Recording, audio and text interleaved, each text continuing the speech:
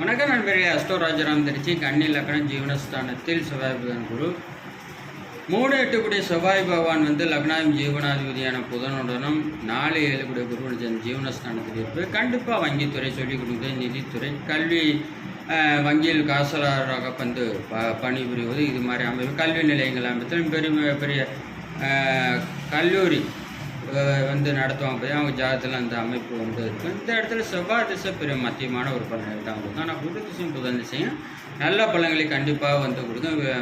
வீடு, நிலம், வண்டி, வாகனம், சொகுசு வாழ்க்கை அனைத்தையும் கண்டிப்பாக கொடுக்கும். அதே போல் குரு திசை நல்ல வேலையும் கொடுக்கும், நோய் நொடி பிரச்சனை கொடுக்கும், தனம், பொருளாதாரம், குடும்ப வாழ்க்கை, பேச்சு இதெல்லாம் சிறப்பாக இருக்கும்.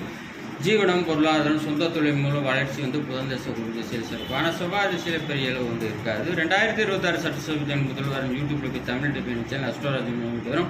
2020 விதிமதிகள்